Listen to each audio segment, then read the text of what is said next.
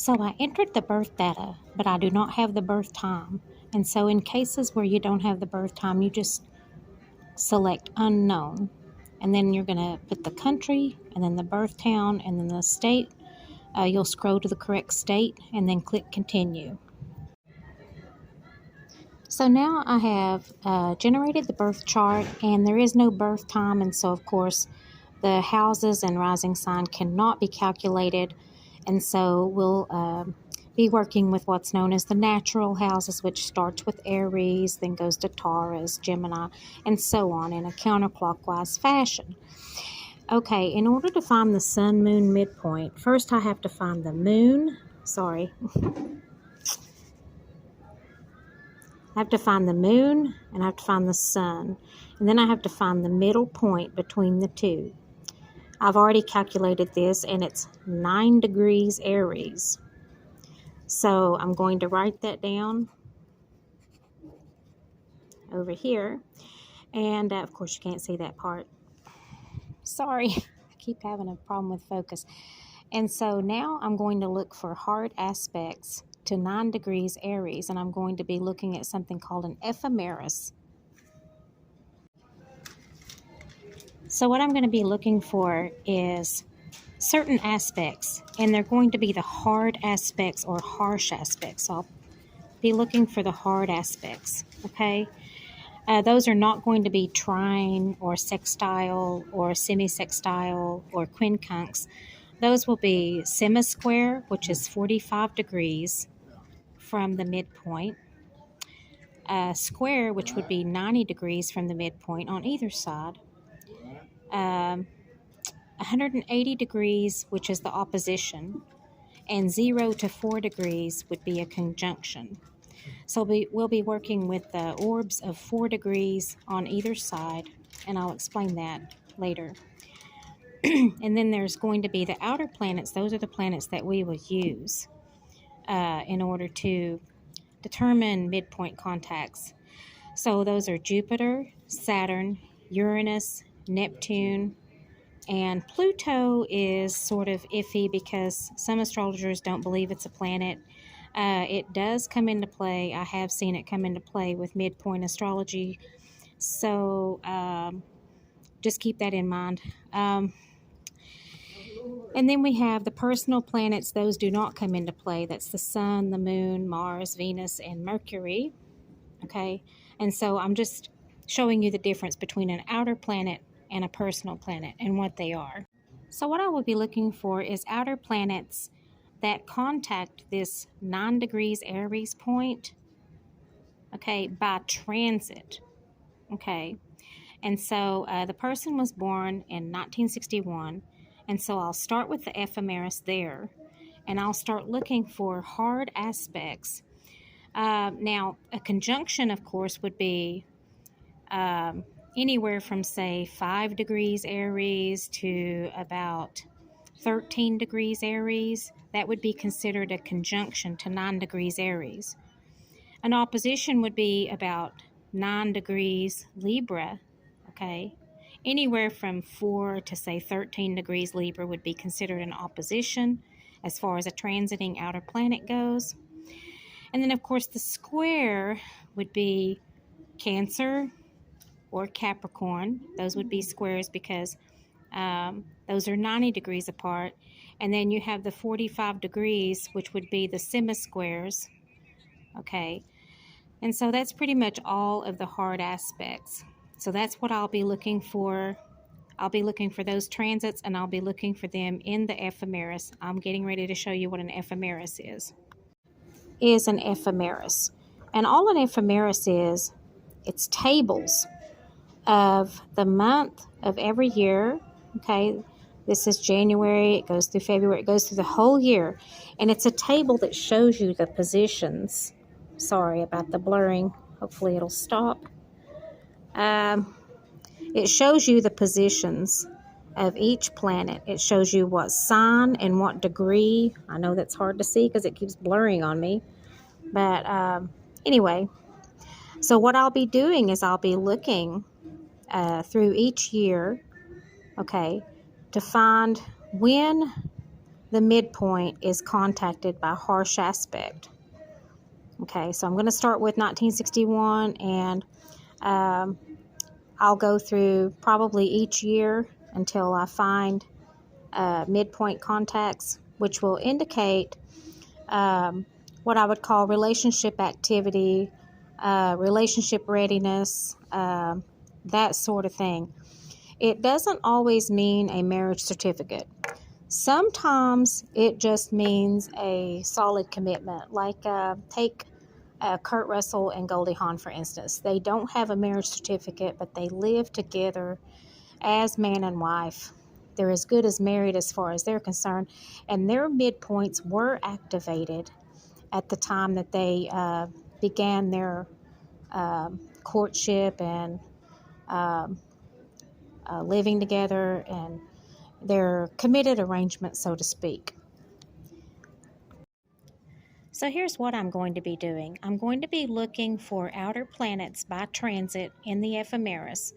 I'm going to be looking for conjunctions, which would be 5 degrees to 9 degrees to 13 degrees. Remember, I said a 4-degree orb on either side of 9 degrees. Aries, that would be the conjunction. The opposition would be 5 degrees to 9 degrees to 13 degrees, Libra. The semi-square would be 20 degrees to 24 degrees to 28 degrees, Aquarius or Taurus. That would be the semi-square, which is 45 degrees from the midpoint on either side.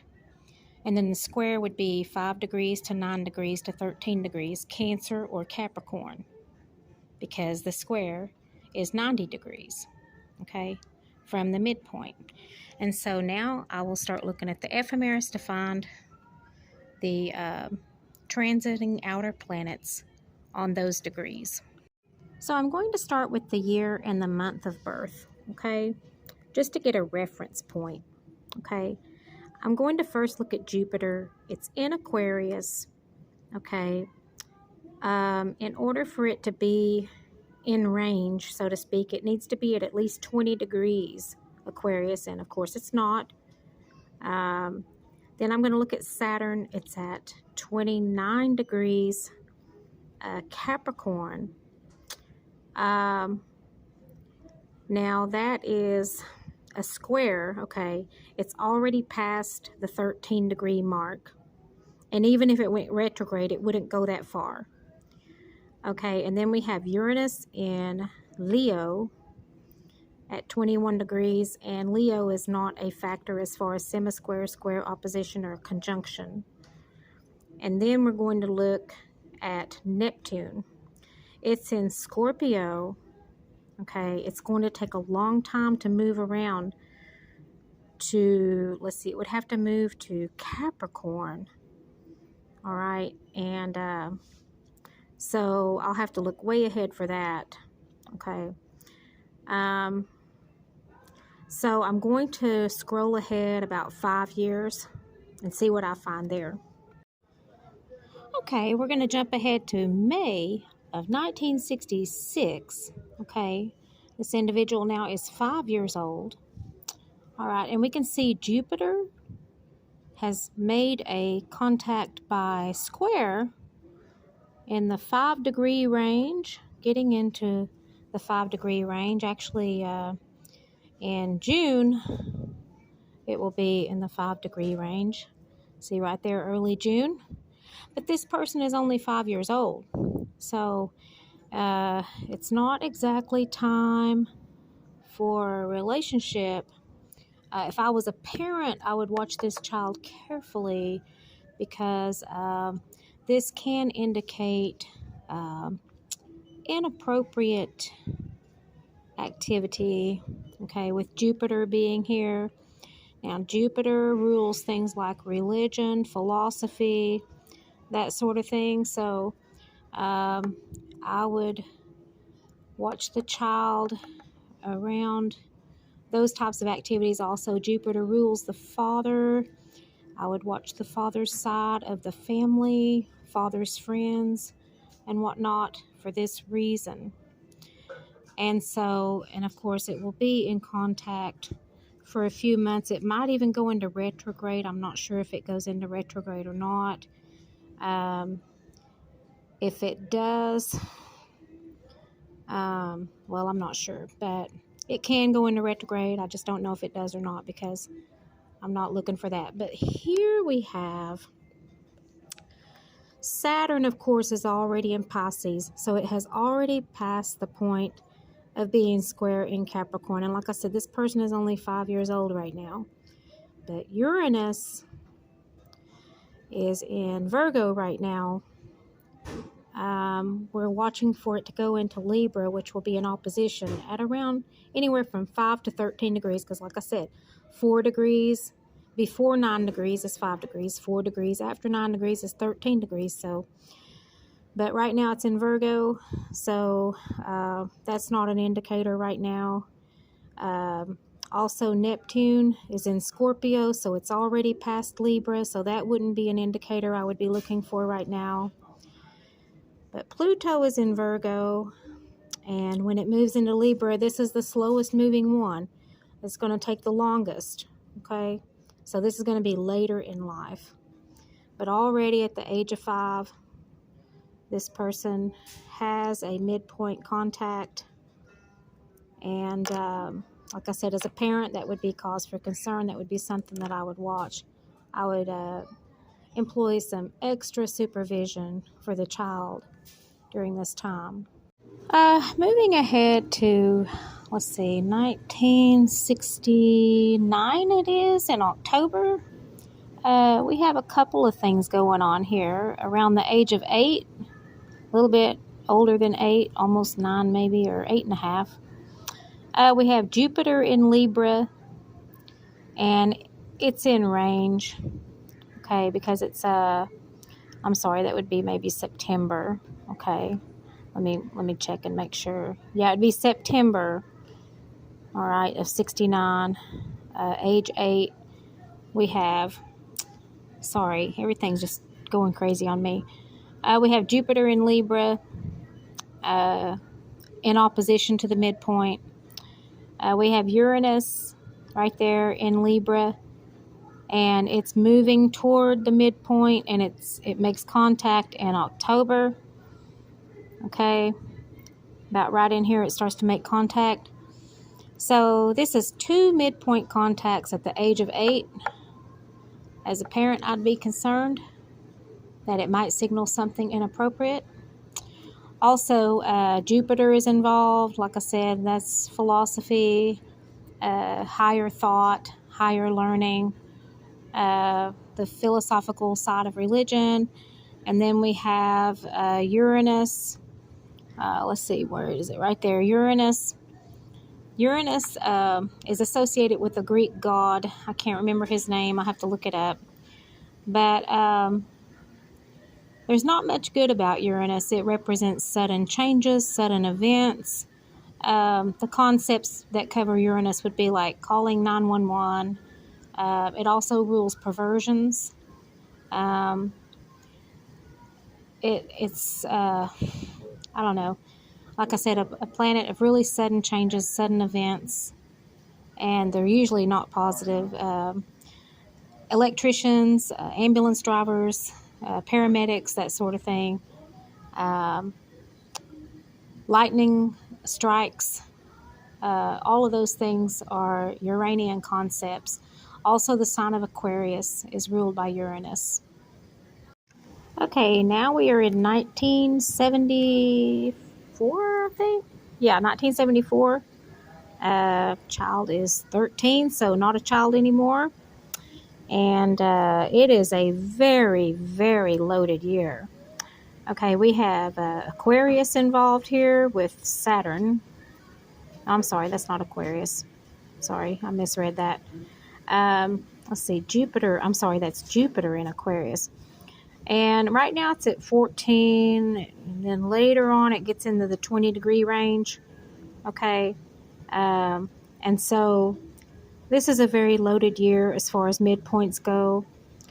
Also, we have, let's see, Cancer. Okay, Cancer is another cause for alarm. Anytime it's between say 5 degrees and 13 degrees of Cancer or Capricorn as far as a transiting planet. Here it goes into retrograde for a while. It slips back into Gemini for a little while. But it's going to come back out of retrograde a little bit later this year in 74. All right, here we have, let's see, Uranus is in Libra. Okay, it's been in Libra for a while. And then we have Neptune and Sagittarius. Sagittarius is not a factor. And here we have Pluto. Oh dear. Yep. 1974, age 13. Very tumultuous kind of year as far as relationships and things like that. This could be like a really big crush, sort of beginning experiences as far as relationships go. So yeah, age 13, there's like 3, have I counted 3 midpoint contacts? Wow. Okay, so yeah, Pluto and Uranus a little earlier in the year before it went retrograde, and Jupiter in Aquarius. So let me make sure that's Aquarius. Jupiter in Aquarius. Jupiter looks like the number 4, and those little squigglies, water lines, represents water, even though Aquarius is not a water sign. So yeah, 3 midpoint contacts in 1974. Oh my goodness. At the age of 13, I would be really concerned as a parent. I'll put it to you like that.